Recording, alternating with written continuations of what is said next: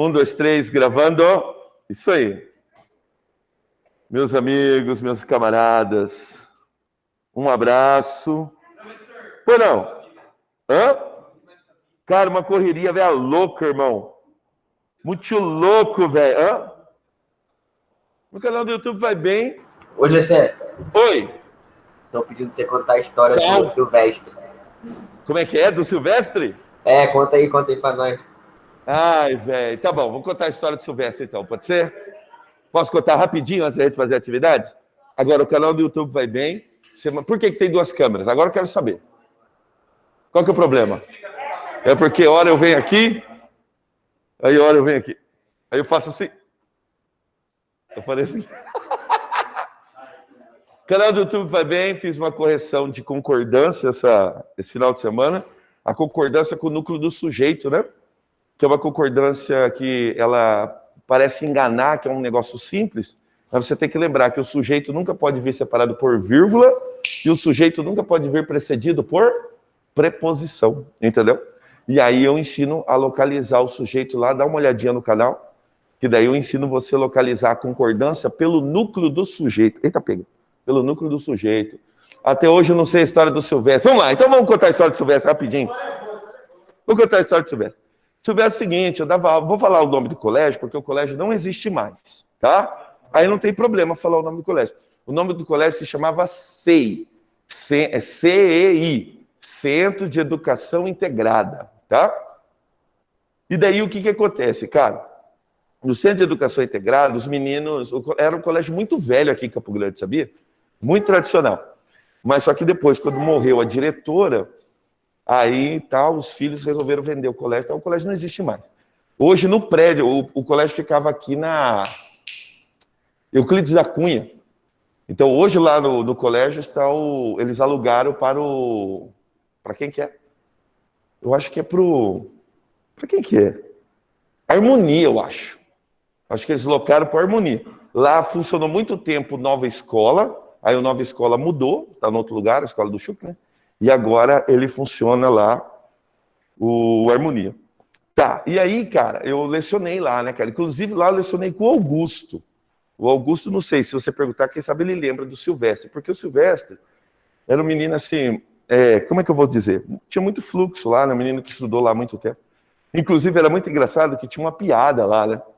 Uma piada que os meninos ficavam bravos, que era assim, onde é que você estuda? Vai, você estuda? Não sei, né? Vai, onde é que você estuda? Se você não sabe, né? Como é que eu vou saber, né? A gente fazia essa piada, os meninos, eu ouço a piada desde quando eu era pequeno, professor. Essa piada já não tem graça mais. Beleza.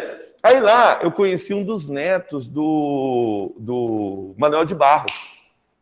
Eu conheci um dos netos do Manuel de Barros. O nome dele? Silvestre, cara.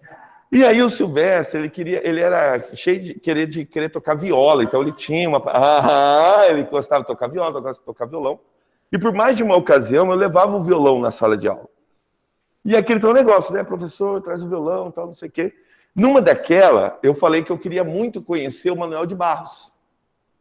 Só que daí ele falou assim, não, aí naquele era justamente o primeiro ano dele.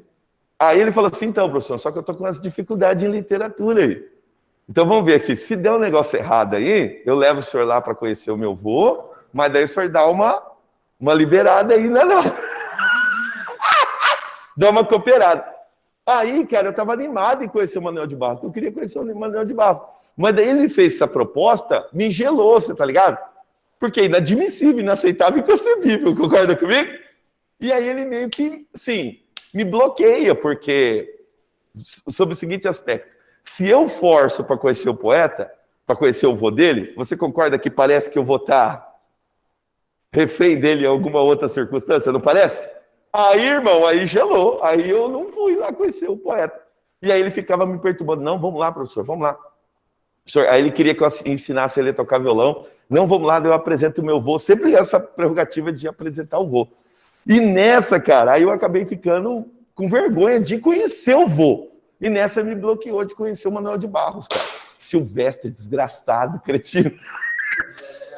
Ele era meu camarada lá na escola, porque assim, como a gente está conversando aqui, eu não sei, cara, fazer aluno, entendeu? eu gosto de fazer amigo, é muito melhor, não é verdade? É muito melhor para a gente conversar, é muito mais legal, não é? A gente fazer amigo, fazer amizade. Você vai ficar 3 anos aqui na escola, depois a gente vai se encontrar, e aí? Beleza, aí o Silvestre, acabei ficando amigo dele, mas não fui conhecer o vô, justamente para não dar essa liberdade, você tá ligado? Porque no terceiro ano ele foi bem, mas no primeiro ano, segundo ano, era só capenga, era só nota baixa, era só desgraça, entendeu? Silvestre, desgraçado. Aí, cara, passou, né? Passou. Aí meu menino começou a trabalhar. E aí tava lá na empresa, né? Uma empresa de agrimensura, né? E aí vai para lá o nome do menino, Aleph Cortez, né?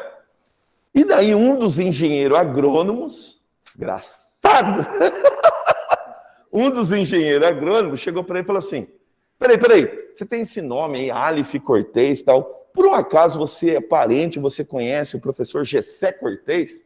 Aí o Aleph falou assim, não, é meu pai. Ele falou, o quê? Você é filho do Gessé Cortez? E aí o Silvestre ajudou meu filho, tal, etc. lá, mas ficou zoando a cara dele. Contou essa história do Manuel de Barros, que ele, né, me cantou de apresentar o vô dele, mas que ajudasse ele na nota e tal. E assim, cara, a história do Silvestre. Silvestre cretino, vagabundo, desgraçado. Por causa do Silvestre, eu não conheci o Manuel de Barros, né, cara? E aí o velho morreu e agora não conheci mesmo o Manuel de Barros, né? Fiquei nessa, bloqueado. Tudo por causa do Silvestre, que me fez essa proposta indecente quando a gente estudava. Qual é o nome do professor aqui? Professor, eu? Meu nome? Não, de quem? Ah, do canal. Tá. Vou bater no Silvestre, isso mesmo. Do canal não, é só Gessé Cortez. Digita lá no canal assim, ó, Gessé Cortez. Eu também chamei o canal de Gramática Descomplicada, tá? Vai lá, dá uma força, se inscreve no canal, deixa o seu like, compartilha, tá? Gramática Descomplicada. Assim, cara, eu não sei se você me entende, mas veja bem. Você monta um canal para falar sobre gramática. Aí você tem 400 inscritos no canal, eu já sou um vencedor, né, irmão? Porque daí o cara, para fazer stand-up, o cara tem 1000 inscritos no canal, tudo bem. O cara fala de viagem, tudo bem, não é? Fala de maquiagem, tem 1000 inscritos no canal, tudo bem. Agora, eu falar de gramática, 400 inscritos, eu sou um herói, né, velho? Não é? Ah, e esse domingo tem uma prova, tá? Tem uma prova. E provavelmente eu vou fazer uma correção, vou postar no canal da prova. Então, se você nunca viu... Pois não. Eu tenho um canal. Você é meu único inscrito, pô. Ah, é? Eu sou o único inscrito? Porque normalmente a pessoa se inscreve no canal, aí você clica na pessoa, tem lá que a pessoa tem um canal, né? Aí eu vou lá e me inscrevo no canal, né? Por que não? Eu vou contribuir, né? Retribuir a inscrição, pô. Eu sou o único inscrito do canal. É isso aí, cara, é isso aí. Eu achei tão legal a parada do YouTube, tanto é que você não... Quem que não estudou aqui ano passado? Não estudou? Ano passado, eu acho que eu fiquei tão bravo com esse negócio de YouTube, que eu dei uma pedalada em cima deles, entendeu? Vamos lá, vocês ficaram bravos comigo? Ela disse que você é meu inscrito, professor. Eu fiquei tão bolado com esse negócio, velho, que eu dei uma pedalada nele. O que eu fiz? Não, a prova desse bimestre vai ser você fazer um vídeo contando uma história de mitologia. Só que você podia contar do jeito como você quisesse. Então foi muito legal. Teve um que usou o God of Wars. E aí eles, o que eles faziam? Eles contavam a história e já apagavam o canal. E aí dava rolo, porque como é que eu vou mostrar a avaliação? Eu falei, não, gente, não apaga. Teve gente que teve que refazer. Não, pode apagar não, pô. Deixa lá, é legal, pô. Não gostei, pra mim tá de boa. O meu tá lá até hoje. Isso aí, tá. Deixa lá, ficou legal, pô. Deixa lá. Tá lá, isso aí, deixa lá. Mateusão tá nele também. Como é que é? O Mateus tá no vídeo também. Sacanagem, né? Cara, é o seguinte, velho, é isso aí mesmo. Tem que deixar lá mesmo, cara. Peraí, eu tenho um conto que eu vou fazer amanhã. O pessoal da coordenação pediu para mandar para eles de novo aqui. Eu já tinha mandado, deixa eu mandar aqui. Assistente coordenacal, @colégio. Pois não. O que você quer? Pode, claro. .com.br. Professor, Pois não. sabe quando que eles vão passar conteúdo simulado? Não entendi? Sabe quando que eles vão passar o conteúdo do simulado? Não sei. Não faço ideia. Tem que ver com eles lá certinho, entendeu? Mas, assim, quando o professor faz o simulado, ele já manda já o gabarito. Então, tem que ver com o pessoal da coordenação quando que eles vão fazer isso. Essa não está funcionando, né? É só essa que está funcionando. Aquela lá não está funcionando. Tem que mudar? Ah, é? Ah, não. Então larga a mão. Tá. O meu tá lá. Então, isso aí, deixa lá, velho. É legal, cara. Deixa lá. Quem sabe aí te impulsiona a fazer mais, entendeu? Mais conteúdo e tal. É legal, cara. É legal, pô. Ó, é o seguinte, ó. Deixa eu já marcar com vocês. Amanhã, pessoal aí de casa, tá? Pessoal aí de casa. Amanhã, o pessoal vai mandar um PDF, tá? Com um conto de Machado de Assis. Então, amanhã a gente vai começar a imergir nesse mundo, né? Do Machado de Assis. Fechou? Então, amanhã eu quero provar para você, tá? Que se você começar a ler um conto de Machado de Assis, se você começar a ler 2 parágrafos, tá bom, exagero. Se você começar a ler 5 parágrafos, você não é capaz de parar. Você não é, eu desafio você ler 5 parágrafos e falar assim, não, amanhã eu termino. Duvido. Você começa a ler, eu já fiz. Já contei a história, como eu fiz uma vez? Foi assim. Já contei? Não, vou contar. É o seguinte, eu cheguei numa escola, era um tempo que eu dei aula em colégio estadual 6 meses na minha vida. Desses 21 anos de língua portuguesa, eu dei aula em escola estadual 6 meses, tá? Beleza. Aí, colégio estadual, né? Não sei se você sabe como é que é, né? Você já viu já como é que é? O negócio é, né? Mais largado um pouco. E daí, o que acontece? Eu levei uma bola no dia. Levei uma bola bonita que eu tinha em casa, futebol, levei a bola. No que eu cheguei na sala com a bola, os alunos falaram, esse, hoje tem futebol, você quer? Claro que vai ter, hoje vai ter. Aí, quicando a bola, né? Provocando os caras. Aí eles falaram assim, não, então vamos para a quadra. Eu falei, não, vamos fazer o seguinte, vamos primeiro ali para o pé de goiaba ali, pé de manga que tinha. Vamos ali debaixo do pé de manga. Primeiro a gente vai fazer a nossa parte. O conto tem 3 páginas. Ah, mas tem que ler muita coisa? Não, aqui, ó, 3 páginas, né? A gente vai lá, faz a leitura e depois a gente vai jogar bola. Combinado? Os caras falaram, combinado, fechou. Os caras, tal, saí com o gurizado, entendeu? Aí eles foram comigo debaixo do pé de manga. Quando chegamos lá no pé de manga, eu comecei a ler o conto. Quando eu li, eram 3 páginas. Quando eu terminar de ler, a gente estava lendo junto. Quando eu terminei de ler a primeira página, eu falei, gente, tá bom já, né? Vamos jogar bola? Ele falou, não, termina aí essa bagaça agora, irmão. Não é assim não, como assim? Começou, não vai terminar? Termina aí essa bagaça, velho. Vocês querem que eu termine? Não, termina. Então tá massa, então vamos terminar. Aí terminamos. Quando eu terminei, a gente começou a refletir, conversar a respeito. Aí alguém falou assim, tem outro desse aí? Aí eu tirei, que eu tinha, né? Eu falei, é claro que tem. E a gente fez a leitura do segundo, acabou a aula e a gente não foi jogar bola. É cretinagem minha? O que você acha? Não, cara. Porque eu quis provar para eles que tem coisas que são divertidas, cara. E uma das coisas que são divertidas é Machado de Assis. Então você não pode ler Machado... Tudo bem? Você não pode ler Machado de Assis como se fosse uma obrigação, senão aí o negócio quebra. A gente teve que fazer necessariamente uma leitura como se fosse uma obrigação, confere? Que foi a leitura do passe, do... Fala. Não, Esaú e Jacó, Machado de Assis. No caso, Esaú e Jacó de Machado de Assis. Que é um livro de uma reflexão sensacional. Mas toda vez que é imposto, aquele tá negócio, impôs, né, velho? Aí o cara já pega ranço, né? É ou não é? Impôs, o cara pegou ranço. Então amanhã a gente vai tentar provar isso daí, fazer uma leitura do Machado de Assis, uma leitura prazerosa. O conto vai ser enviado provavelmente hoje, se vocês já quiserem fazer o adiantamento, senão amanhã a gente vai fazer a leitura juntos. Fechou? Beleza? Então pega a apostila aí, vamos trabalhar. Vamos encerrar o capítulo fazendo exercícios. Pois não, minha amiga.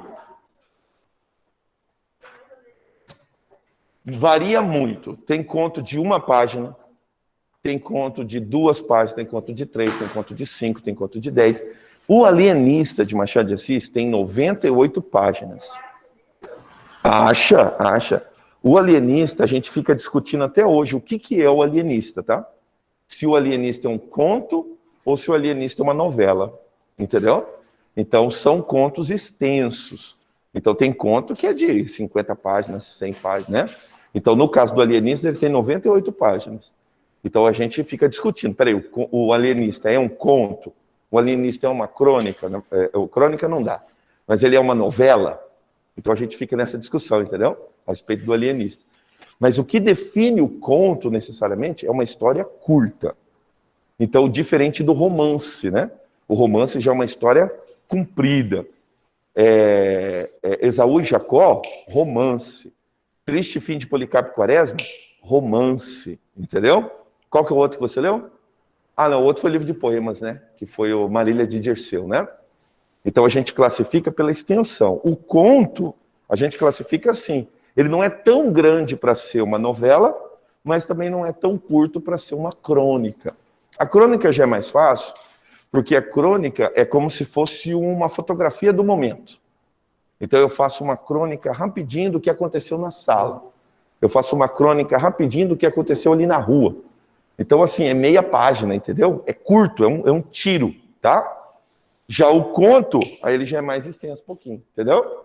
Então amanhã a gente vai fazer essa experiência, um conto sensacional, que eu vou tentar mostrar para vocês como que Machado de Assis consegue convencer você, ou deixar você em dúvida, que é mais sensacional, se o menino estava sonhando, ou se era verdade. Entendeu? Porque se era verdade, o menino perdeu a chance da vida dele, você tá ligado? Mas depois a gente conversa a respeito, tá massa? Pois não. Memórias Póstumas é do Machado. É o livro que abre o Machado, é a obra que abre o realismo no Brasil. Então, semana que vem, a gente já vai começar a falar do realismo no Brasil e já falando a respeito do Machado de Assis, tá? Roubaram, o meu também, o meu tá lá, deixa lá até hoje. Aí o que acontece? A partir de semana que vem, a gente já começa uma imersão no Machado de Assis, então eu quero já começar fazendo uma leitura de um conto. Para tanto, vamos fazer os exercícios? Página 123. 123, eu fiz esses daqui da 123? Acho que não, né? Abre aí, página 123, apostila. Mas fiz quantos? Acho que eu fiz só a metade. Não, não fiz todos. O 1, o 2, o 3 e o 4 da 124?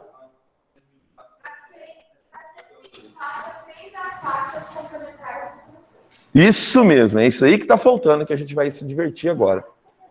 Vamos lá, então? Vamos fazer o seguinte, vamos fazer de novo a leitura do 123, porque a gente já esqueceu. Vamos lá? Vai lá, página 123, a leitura, tá? Página 123, para fazer os exercícios. Página 123. Página 123, pronto, para a gente fazer a leitura, tá? Vamos fazer de novo, então? Uma campanha alegre, 9. Então, lembra da crítica do Eça de Queiroz, tá? Há muitos anos que a política em Portugal apresenta este singular estado. 12 ou 15 homens, sempre os mesmos, alternadamente possuem o poder, perdem o poder, reconquistam o poder, trocam o poder. O poder não sai de uns certos grupos, como uma pela que 4 crianças, aos 4 cantos de uma sala, atiram umas às outras pelo ar, num rumor de risos. Pela é bola, né? Pela é bola. Quando 4 ou 5 daqueles homens estão no poder, esses homens são, segundo a opinião, e os dizeres de todos os outros que lá não estão, os corruptos, os esbanjadores da fazenda, a ruína do país. Os outros, os que não estão no poder, são, segundo a sua própria opinião e a dos seus jornais, os verdadeiros liberais, os salvadores da causa pública, os amigos do povo e os interesses do país. Mas, coisa notável, os 5 que estão no poder fazem tudo o que podem para continuar a ser os esbanjadores da fazenda e a ruína do país, durante o maior tempo possível. E os que não estão no poder movem-se, conspiram, cansam-se, é isso mesmo? Cansam-se para deixar de ser o mais depressa que puderem os verdadeiros liberais e os interesses do país. Até que, enfim, caem os 5 do poder e os outros, os verdadeiros liberais, entram triunfantemente na designação herdada dos esbanjadores da fazenda e ruína do país. Entanto que os que caíram do poder se resignam, cheios de fel e de ódio, e de tédio, a vir a ser os verdadeiros liberais e os interesses do país. Ora, como todos os ministros são tirados deste grupo de 12 ou 15 indivíduos, não há nenhum deles que não tenha sido, por seu turno, esbanjador da fazenda e ruína do país. Não há nenhum que não tenha sido demitido ou obrigado a pedir demissão pelas acusações mais graves e pelas votações mais hostis. Não há nenhum que não tenha sido julgado incapaz de dirigir as coisas públicas, pela imprensa, pela palavra dos oradores, pelas incriminações da opinião, pela afirmativa constitucional do poder moderador. E, todavia, serão estes 12 ou 15 indivíduos os que continuarão dirigindo o país neste caminho em que ele vai, feliz, abundante, rico, forte, coroado de rosas, e num chouto tão triunfante. Chouto é trote miúdo. Beleza, então. Aí o que acontece? Nós fizemos o 1, né? Diz assim considere as frases, tá? Número 1. Os que estão no poder não querem sair e os que não estão querem entrar. Confere? Verdadeiro. 2. Quando um partido ético está no poder, tudo fica melhor. Não, não é isso que ele está falando. Terceiro. Os governadores são bons e éticos, mas vivem a trocar acusações infundadas. Não, não é isso que ele falou. Olha o 4. Os políticos que estão fora do poder julgam-se os melhores eticamente para governar. Confere? Então tá marcado o verdadeiro 1 e o 4. Qual que é a alternativa? Fechou. Nessa passagem do texto, do 6º parágrafo, o cronista se utiliza figuradamente da palavra fel. Aí a gente brincou a respeito da palavra fel, né? A palavra fel é também a palavra que dá origem à palavra, ou melhor, é sinônimo também da palavra vinagre. Então, vinagre, o que é o significado da palavra vinagre? É vinho acre. Então, é vinho azedo.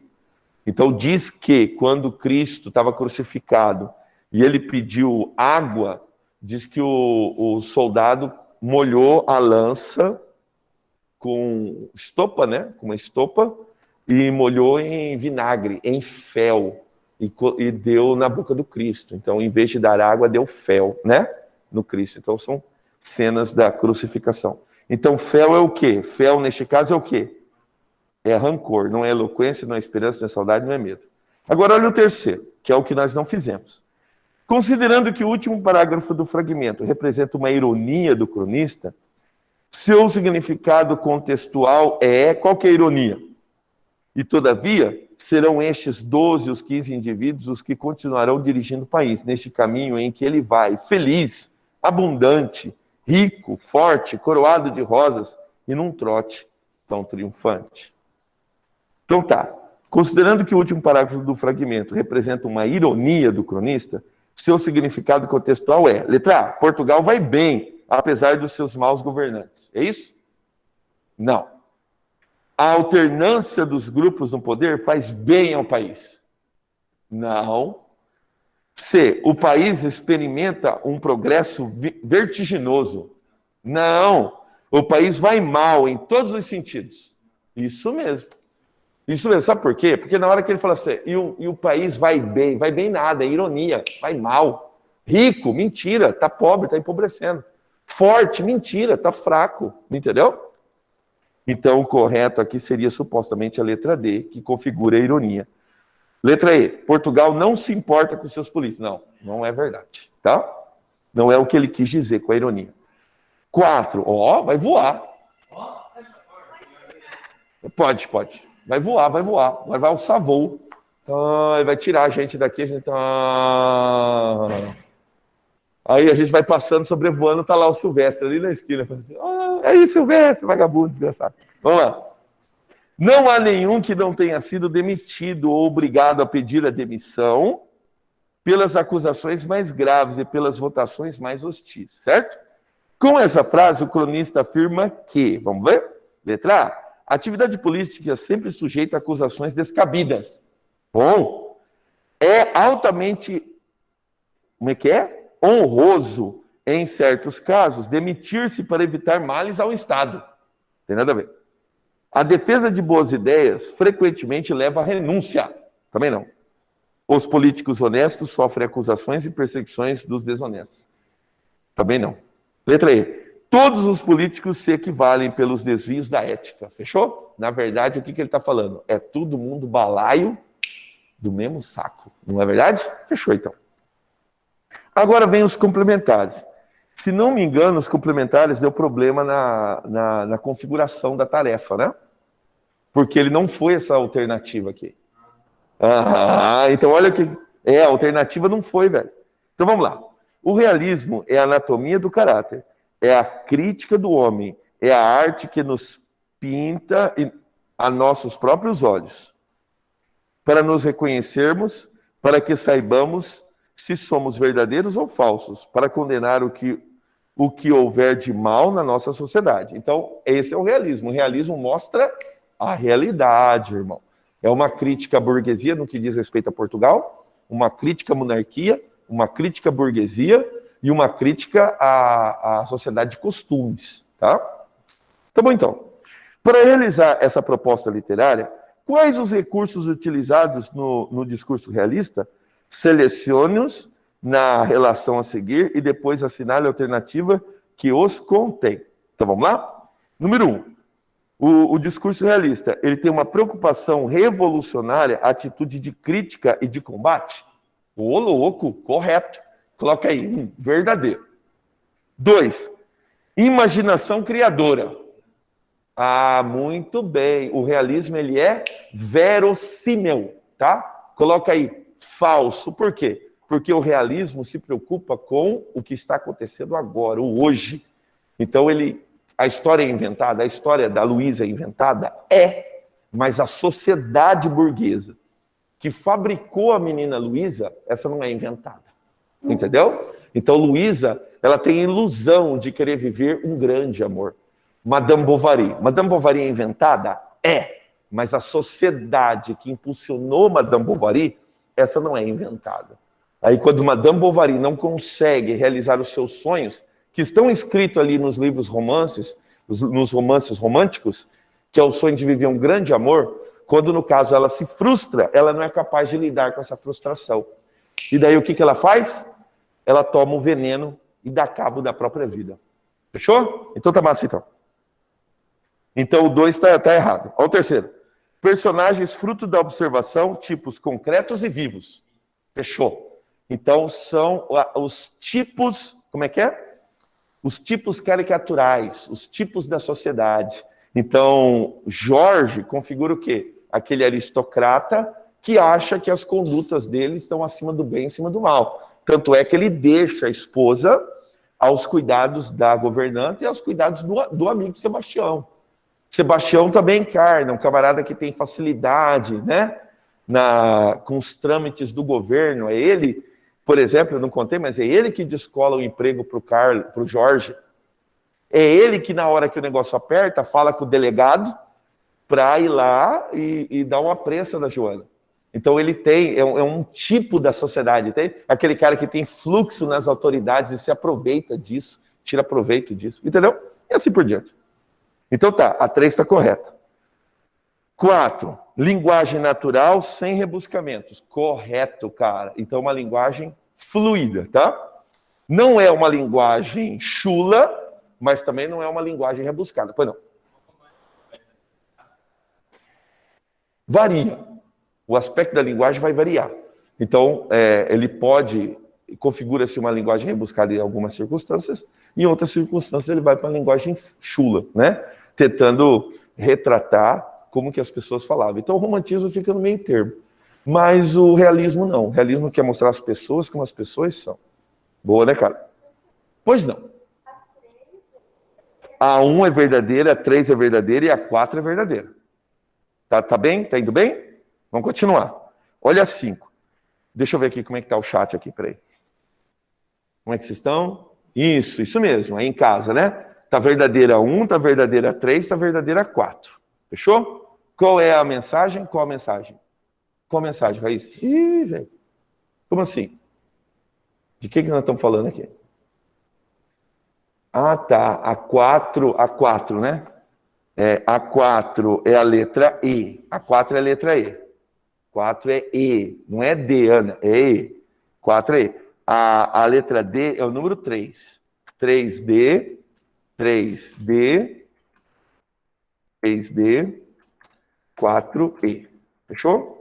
Agora, na sequência que nós estamos indo, são verdadeiras a 1, a 3 e a 4. Nós vamos analisar o restante agora, tá? Beleza? Era isso?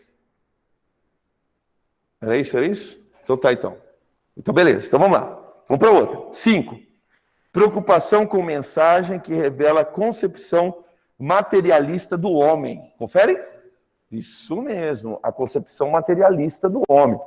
Quem que configura muito isso é o Basílio. Porque o Basílio, no meio de tudo que está fritando, que tudo que o mundo está caindo, o que Basílio está interessado? Somente manter a relação sexual. Então, manter o padrão sexual, a relação sexual. É a única coisa que ele tá preocupado. O mundo está caindo, tem gente, ele não está nem aí. O que ele quer é manter, tanto é que quando ele chega a Lisboa, a primeira coisa que ele vai fazer, ele quer saber se deu certo, o negócio de quê? Ele quer manter relação sexual com ela. Quando ele vai lá e descobre que ela morreu, aí o que ele volta e vai contratar as prostitutas, irmão. Como é que é? Ah, tem nome isso? Mas tem nome? Qual que é o vício no sexo? Viciado em sexo. Olha só, ainda termina assim, FD, né? Beleza, então. Não dá nada. Vai, leu 6 agora, leu 6. Senso de mistério. Não. Porque é o seguinte, o mistério, ele vai, por exemplo, rondar muito o romantismo, né, cara? Aí você fica naquela, tal. Não, o realismo não. Isso aqui, ó, cara. Isso aqui é a realidade na sua cara aqui. Fica surpreendente, porque todo mundo estava acostumado o quê? Com romance romântico. Na hora que aparece o romance realista, que pega a realidade e taca na sua cara, eita, pega, porque assim, a vida é assim, irmão, né? Então tá, a 6 é falsa, tá? 7, retorno ao passado. Excelente, muito bem. Então, tá, agora não, a última. Determinismo biológico e social. Sim, o homem é fruto do meio. Luiz é fruto do meio. Retornar ao passado é o que acontece, por exemplo, com o romantismo em O Guarani. Você está ligado que o Guarani foi escrito em 1819, uma coisa assim, 1818. Aí ele volta até a época do descobrimento. Isso. O realismo não. O realismo está preocupado com o momento agora, com já. Então, a sociedade de agora. Então, tá bom, então. Então, ficou certo a 1, a 3, a 4, a 5 e a 8. A alternativa é a alternativa B. Na tarefa, foi sem as alternativas que eu vi. Máquina... o cara falou, ninfomaníaco, o cara falou. É isso mesmo? Aí o Thales falou que, na verdade, se chama máquina do sexo. Sex machine. Ô, louco. Pois não? Sacanagem. Sexo machine é um saco. Aí a sequência, ó. 1, 3, 5, 8, tá? Vai pro 2. O 2 está assim. Pois não. Claro, meu rei. Vai lá, fica à vontade. Vai. O Nesp, pois não? O Nesp 2017. Olha só o que ele vai falar a respeito de Émile Zola, tá? Se ele já está falando de Émile Zola, eu vou perguntar. Até que não tem alternativa aqui. Mas pode ser realista? Não pode. Na hora que ele fala de Émile Zola, ele vai ser naturalista, tá? Então, Gustave de Flaubert é realismo e Émile Zola é naturalismo. Fechou? Lembra, essas escolas aconteceram concomitante. Realismo, naturalismo e parnasianismo. Agora, o que a gente está fazendo? A gente está lançando olhos em cima do realismo. Já a gente vai lançar olhos em cima do naturalismo e já nós vamos lançar olhos em cima do parnasianismo. Fechou? Mas eu vou fazer a leitura assim mesmo. Desde já, a ciência entra, portanto, no nosso domínio de romancistas. Nós que somos agora analistas do homem em sua ação individual e social, continuamos pelas nossas observações e experiências. O trabalho do filósofo que continua, o do físico e o do químico. Praticamos, de certa forma, a psicologia científica para completar a fisiologia científica. E, para acabar a evolução, temos tão somente que trazer para nossos estudos sobre a natureza e o homem o instrumento decisivo do método experimental. Em uma palavra, devemos trabalhar com os caracteres, as paixões, os fatos humanos e sociais, como o químico e o físico trabalham com os corpos brutos, como o fisiológico trabalha com os corpos vivos. O determinismo domina tudo. É a investigação científica, é o raciocínio experimental que combate, uma por uma, as hipóteses dos idealistas e substitui os romances de pura imaginação pelos romances da observação e da experimentação. Sensacional, né, cara? Então, esse daqui é o naturalismo. Então, é como se fosse um experimento científico. Ele vai escrever para provar uma determinada tese científica. Tá? Muito bem, excelente. Agora, altamente acadêmico. Não que o realismo não seja. Mas o que vai acontecer com o realismo? O realismo ele vai lançar olhos em cima da burguesia ainda. Agora, o naturalismo, ele vai lançar olhos sobre aquele ajuntamento de pobre. Aí a desgraça está estabelecida, irmão. Porque daí o assunto vira homossexualismo, o assunto vira lesbianismo, o assunto vira... Cara, só para te dar um exemplo. No Cortiço, tinha uma mulher que ela era, se não me engano, acho que ela era passadeira, era arrumadeira, uma coisa assim. E ela começa a observar que as amas de leite têm uma vida mais tranquila, que não precisa trabalhar tanto. O que é uma ama de leite? Você engravida, aí a mulher ativa um dispositivo nela, né? Que ela começa a produzir leite materno. E daí o que acontece? Aí as senhoras ricas, elas pagam você para você dar leite para o filho, entendeu? Para o filho delas. Então ela vai engravidar não pela beleza da maternidade, ela vai engravidar pelo lucro, pela possibilidade de ter uma vida que não seja um trabalho tão duro. Então entende as temáticas do naturalismo, para onde que ele vai? Se o realismo ele vai fazer uma crítica à sociedade, o naturalismo ele vai pegar a sociedade e vai tacar na cara da sociedade. Tá! Entendeu? Vai dar um tapa na cara da sociedade. Mas, pois não. Tô. Não entendi? Não pode pensar o fixismo. Eu ouvi falar. Mas é um tempo, vê se você concorda comigo, cara. É um tempo, já li o Cortiço, já li o Cortiço.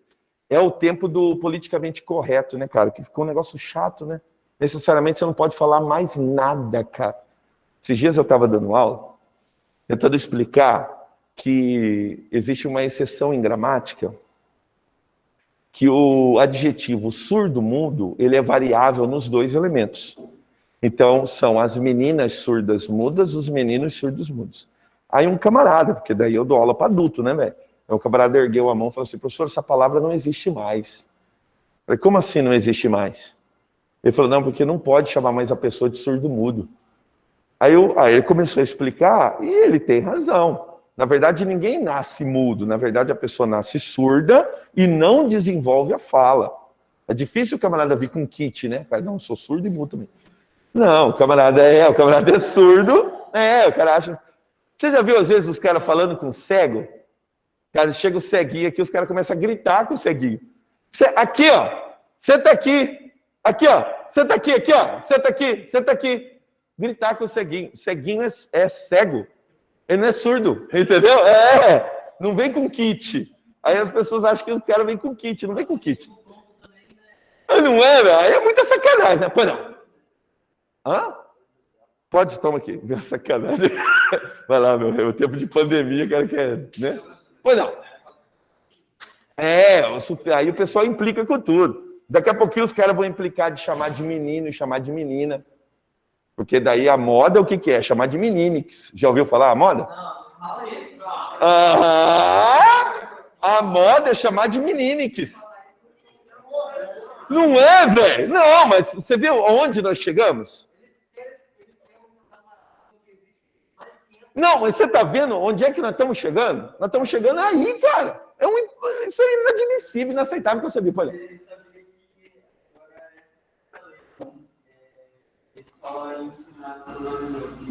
Tá certo. Não pode mais. Não. Tá certo, cara. Que situação é essa que a gente chegou? Então, entende? A gente está implicando com a gramática normativa, irmão. Então, chega lá na gramática normativa, o negócio é estabelecido. Isso aí, põe o nome. Vai lá, põe o nome. Eu tô ligado que vai acabar a parada. Deixa eu fazer o último exercício aqui. Diz lá. Olha só, trecho de O Primo Basílio. Mas Luísa e Luizinha saiu muito boa dona de casa. Tinha cuidados muito simpáticos nos seus arranjos. Era ceada, era como um passarinho amiga do ninho e das carícias do macho. Aquele serzinho louro e meigo veio dar à sua casa um encanto sério. Estavam cansados, haviam 3 anos. Que bom que tinha sido. Ele próprio melhorara, achara-se mais inteligente, mais alegre. E recordando aquela existência fácil e doce, soprava o fumo do charuto. A perna trançada, a alma dilatada, sentindo-se tão bem na vida como no seu jaquetão de flanela. Neste caso aqui, assinalemos então a letra D. A prosa realista, apoiando-se em teorias científicas do século XIX, empreende a análise das instituições burguesas, como o casamento, por exemplo, denunciando as bases frágeis dessa união. Tá bom? Então marca aí a letra D, e semana que vem eu volto para a gente terminar a parada. Tá bom? Qual é a 3? Eu vou falar. A 3 é a letra D. D. 3D. Fechou? 3D. Mais alguma coisa? Isso mesmo. Coloca o nome completo. Eu vou parar a gravação aqui. Certo, Rebeca. Amanhã eu estou de volta, tá? Fiquem atentos que vocês vão receber o PDF do conto, tá? Quem quiser já fazer a leitura do conto para adiantar, bem. Se não, a gente faz a leitura do conto amanhã juntos, tá? Todo mundo colocou o nome? Vou parar a gravação. Pode.